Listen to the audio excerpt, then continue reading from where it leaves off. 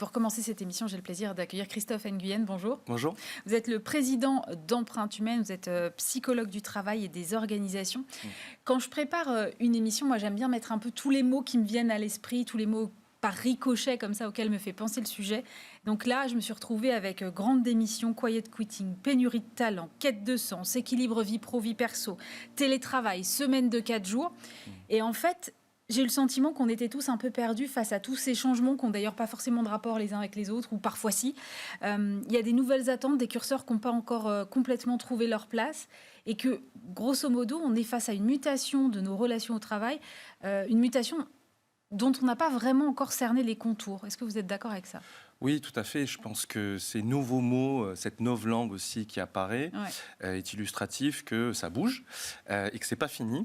Je pense que c'est aussi pour ça qu'on n'arrive pas à cerner les contours, parce que c'est une mutation qui, selon moi, est liée à plusieurs phénomènes. Alors, il y a un sujet autour des nouvelles générations qui, finalement, aussi influence, on va dire, c'est cette question de remise en question des conditions de travail, du management.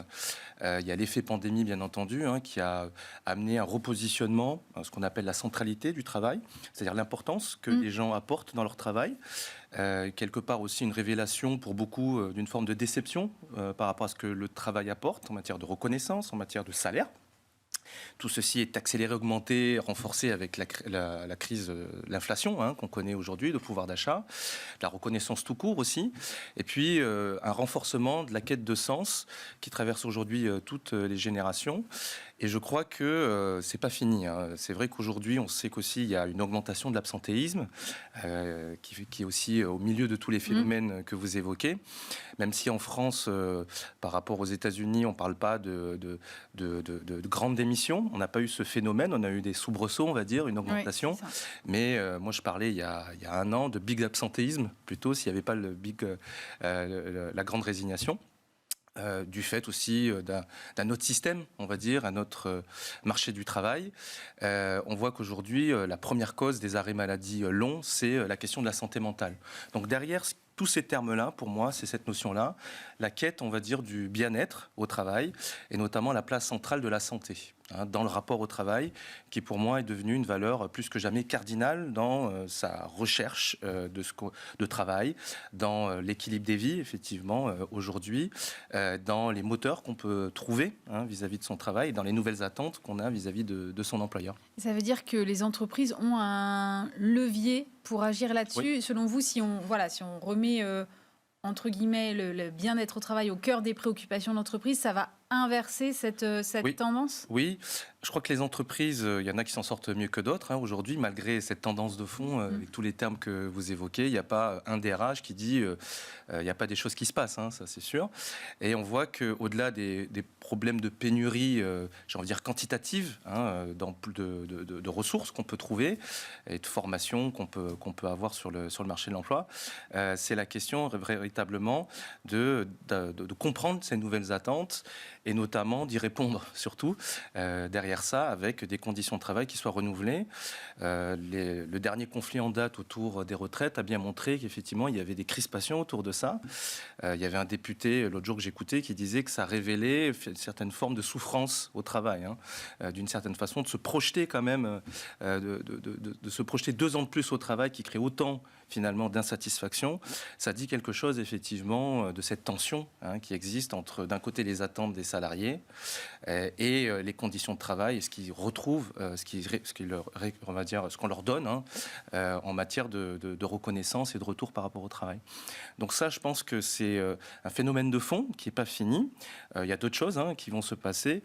En tout cas, tous les indicateurs prédictifs, on va dire, montrent qu'il n'y aura pas une diminution de l'absentéisme, il n'y aura pas un réengagement. On entend ça, j'aime pas trop ce terme parce que c'est un peu tarte à la crème, on met beaucoup de choses, sans prendre en compte la question du bien-être au travail, mais de la bonne façon. C'est-à-dire que les salariés n'attendent pas qu'on leur dise, l'employeur va leur promettre un massage sur chaise, des médecins du travail partout, avoir une approche doloriste, si vous voulez, c'est pas ce qu'ils attendent. Ils attendent d'être bien payés, tout d'abord, surtout dans le contexte actuel, d'être reconnus, d'avoir de bonnes relations de travail, d'avoir un bon management et qui se préoccupe effectivement de cette question du bien-être, de l'équilibre des vies des personnes pour être durablement performants. Ils ne demandent pas, si vous voulez, des cadeaux supplémentaires. Je sais pas, que des chèques, beaucoup de chèques resto, beaucoup de télétravail, beaucoup de pouf, j'ai envie de dire, dans les locaux. Beaucoup de baby-foot, comme on a Beaucoup vu de à une période. voilà. On voit bien que c'est tombé à l'eau, tout ça. C'est des modes qui sont passés. Mais je crois que c'est plutôt autour du travail en lui-même que le sujet est. On ne parle pas assez du travail aujourd'hui dans les entreprises, tel qu'il est fait. La moitié des salariés disent qu'ils passent de plus en plus de temps pour faire des choses qui n'ont pas de sens pour eux et qui les empêchent même de faire un boulot de qualité. C'est-à-dire des réunions inutiles, des process lourds qui ne sont pas forcément compris, du reporting qui n'a pas de sens pour eux et qui est chronophage. Résultat, ils n'arrivent pas à faire leur boulot dans leur semaine, dans leur journée. Ils le font le soir, le week-end, ou comme ils peuvent. Et ça, c'est pas satisfaisant, c'est pas durable. Et je crois qu'il faut recentrer, réhumaniser un peu ça aussi, pour apporter plus de sens et d'utilité vécue pour les salariés. Si je schématise, c'est moins de process, plus d'humain. Voilà. Plus de confiance, plus d'autonomie laissée, plus de reconnaissance, effectivement, et de bien comprendre ses attentes, parce que là, je lance des grands mots, mais il faut le faire métier par métier. Il faut comprendre, effectivement, qu'un jeune n'a pas les mêmes besoins, les mêmes attentes qu'un senior, en matière de reconnaissance, en matière de développement. Tout le monde a envie de bien faire son boulot, et aujourd'hui, on a quand même une majorité de salariés qui disent « j'arrive pas à bien le faire, et je m'éloigne de mon cœur de métier ». Et on m'empêche d'une certaine façon. Si bien qu'il y a un chiffre qui nous interpelle et qui, je pense, est en augmentation, c'est qu'il y a une majorité de salariés qui disent « je ne suis qu'une ressource pour les dirigeants ». Alors qu'ils soient dans l'administration ou que ce soit dans les grandes entreprises, je suis une machine à produire d'une certaine façon et ils sont un peu éloignés. C'est cet aspect, on va dire, je pense, qui est assez illustratif d'avoir un besoin, d'avoir plus de sens et d'humanisation du travail. C'est-à-dire, qu'est-ce qu'on fait ensemble aujourd'hui, pourquoi on le fait comme ça, et avec quels moyens on le fait, dans quel objectif, pour qu'on soit fier de ce qu'on fait finalement et que ce soit utile. Et ça veut dire quoi utile pour les uns et les autres, et qu'on soit reconnu. Et ça veut dire quoi les uns et les autres? Votre sens au travail, c'est pas le même que le mien. Non, et mon sens, ma vision de la reconnaissance n'est pas certainement la même que la vôtre. Voilà. Et là, il ne faut pas faire les réponses avant de poser les questions, pardon. Il faut écouter les gens. Et je pense que c'est un vrai sujet aujourd'hui où la charge de travail augmente. La dernière étude de l'INSEE le montre, post-Covid. Ouais. Il y a une accélération des projets. Il y a comme un effet rattrapage. Et beaucoup d'entreprises, moi, qui me disent... on a pris un rythme pendant la crise Covid, on a accéléré. Post-Covid, on est toujours dans ce rythme-là, d'où quasiment un salarié sur deux qui se dit épuisé au travail. Oui, voilà. C'est énorme. C'est énorme, ouais. On va poursuivre cette discussion dans un instant avec deux autres invités.